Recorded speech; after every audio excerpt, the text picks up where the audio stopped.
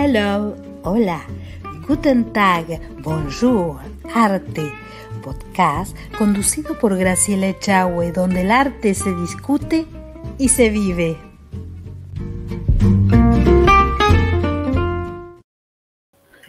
Hola, bonjour, hello arte. En este episodio vamos a hablar sobre el cubismo. ¿Qué es el cubismo?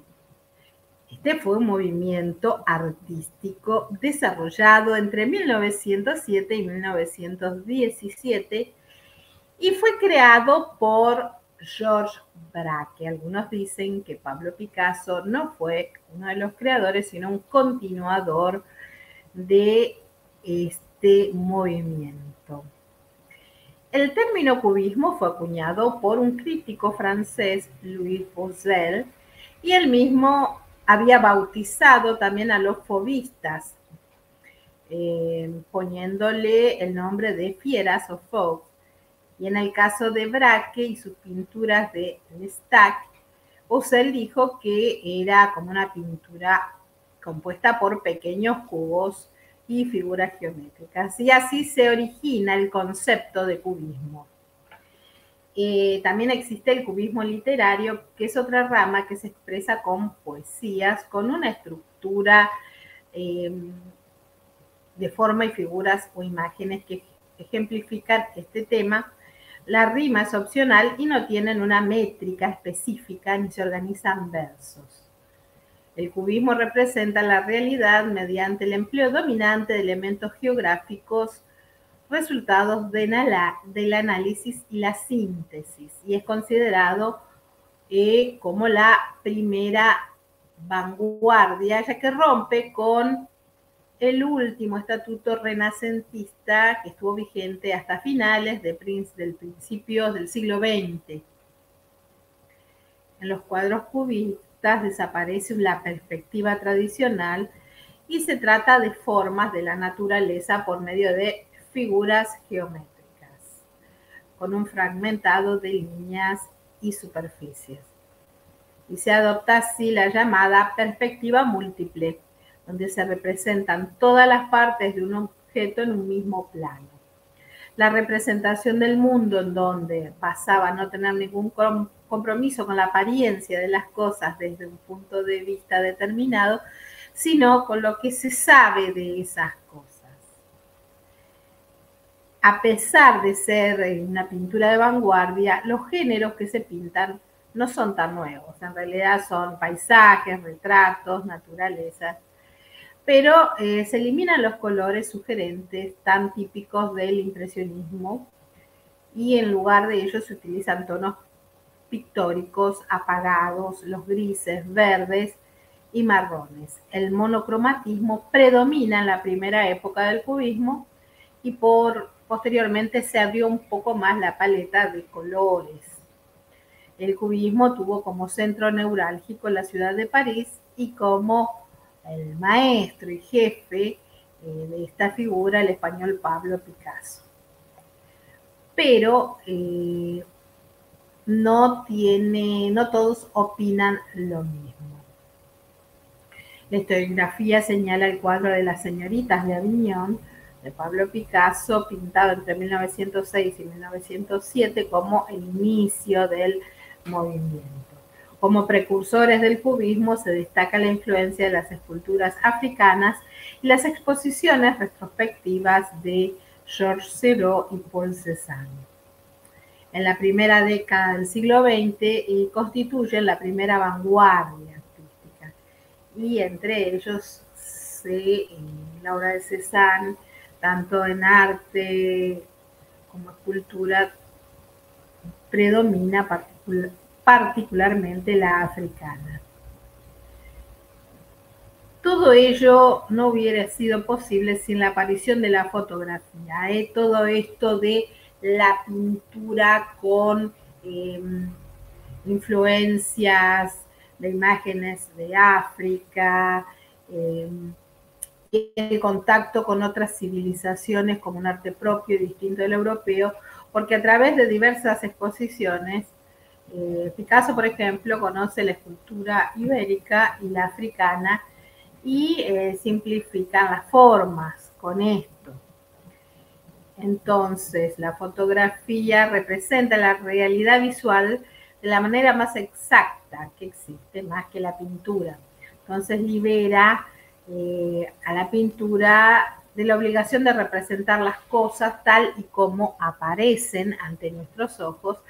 Entonces, le da a los artistas un sentido diferente de la transcripción de la imagen a la tela y comienzan entonces a diferenciarse, por ejemplo, las dimensiones de la apariencia externa de las diferentes cosas. La aparición del cubismo se relaciona con otros hechos también de esas décadas, como el psicoanálisis, y se evidencia otras motivaciones más profundas, como por ejemplo el pensamiento humano, el interés por la cuarta dimensión, la revolución de la geometría, la teoría de la relatividad, etc. Existe en sus inicios lo que es el cubismo hermético de 1909 a 1912, donde Braque y Picasso vivían en amistad y comienzan a desarrollar esta nueva tendencia. La primera sería entonces el cubismo analítico, que es donde la pintura es monocromática en gris y en ocre. A este periodo se le llama también el cubismo hermético. El cubismo sintético es aquel que existió entre 1912 y 1914, donde Braque había sido el primero en utilizar la caligrafía para incorporarla en las obras. Fue quien inició una última fase del cubismo en realizar papier collé, es decir, pegado sobre la pintura, y comenzaron a incorporar material gráfico como páginas de diario, por ejemplo, y papeles pintados. Y esta técnica se conoce como collage. Entre 1914 y 1919, Juan Gris realiza una pintura libre y colorista emblemática sur Place Ravignan, Naturaleza muerta ante una ventana abierta, donde el exterior se representa a la manera tradicional con perspectivas renacentistas, mientras que el interior de formas desconstruidas y compuestas. Bien, luego de una pequeña pausa continuamos con este movimiento tan interesante llamado cubismo.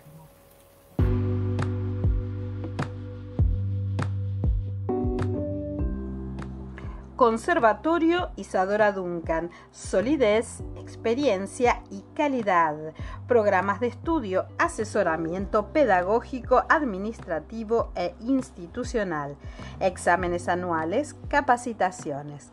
Puedes comunicarte al +54 3755 5471 28 o al correo electrónico conservatorioiduncan@gmail.com.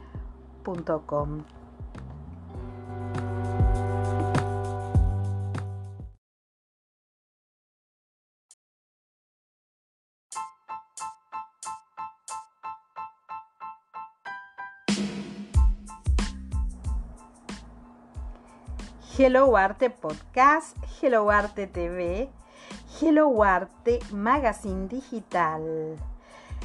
Puedes encontrarnos en gracilechahue.com y en las redes sociales Facebook, Instagram y YouTube. Hello Arte, el arte en todas sus formas.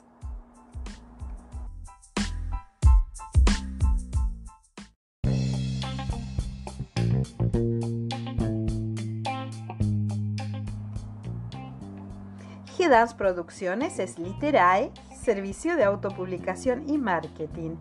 Idearte, te ayudamos a concretar tu idea artística. G-Dance Management, representación de artistas. G-Dance Ediciones, publicamos la revista Hello Arte, magazine digital y además Redance Records para todos los músicos que quieran subir sus obras a plataformas digitales. Puedes encontrarnos en Instagram, Facebook o en www.gracielechahue.com.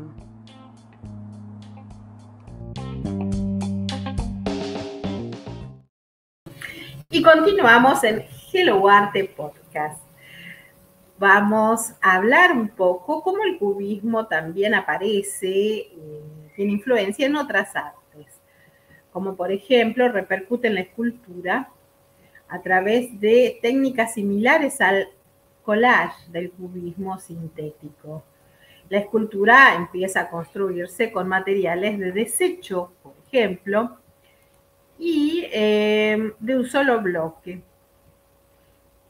Puede ser piedra o puede ser mármol. Con ello se crea la llamada estética de ausencia de masa al surgir huecos y vacíos entre las superficies. Como los arquitectos, los escultores no dan forma a un volumen, sino que crean espacios. Y es de especial interés la variante arquitectónica del cubismo que se dio en Checoslovaquia entre 1910 y 1925, llamado el cubismo checo. En la arquitectura tuvo escasa representación y se dio sobre todo, como hemos dicho anteriormente, en Checoslovaquia, ¿no? El mayor representante fue Joseph Bocar, y en 1911 se une a un grupo de artistas y comienza a trabajar con el estilo cubista. También tuvo su influencia en el teatro, aunque ya había algunos puntos tocados en el cubismo desde la época de Guillaume Apollinaire, ¿no? De este movimiento artístico. Podemos también decir que Joan Miró preparó bocetos para la escenografía del ballet Romeo y Julieta, hechos estos a gouache y lápiz, y trabajó con Balanchine y Nijinsky. Entonces también llega a la escenografía este movimiento cubista, ¿no? Lo que hace Joan Miró en el primer acto de la obra muestra un ideal espacial surrealista, donde el telón de boca parte de una obra de Miró y los objetos están poetizados y enigmáticos, donde intercalan elementos complejos. Y es una realidad que no es la que uno puede ver a simple vista. Hay otros pintores también que tienen estas influencias del cubismo, como hemos dicho, Juan Gris, Marcus Sis, Fernand Léger, André Lot, Robert Delaunay, donde utilizan la representación figurativa y se centran en el color, donde se aproximan a la abstracción geométrica. También otros como Glazes, Metzinger, Le Falconier, donde, por ejemplo, Henri Le Falconier realiza estudios de desnudos cuyos volúmenes fueron fragmentados, explorando la incidencia de la luz sobre ellos. Bueno, y como estos, muchos otros artistas que se adhirieron de una u otra manera al movimiento cubista. En México, por ejemplo, surgen las obras cubistas de Diego Rivera en el año 1913, que recrea escenas de la Revolución Mexicana. Él tenía una gran influencia de Braque y de Picasso para la manipulación geométrica y un punto de vista panorámico para recrear paisajes, retratos y naturalezas muertas.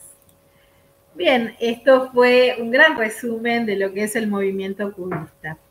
Muchas gracias por acompañarnos y nos encontramos en un próximo episodio.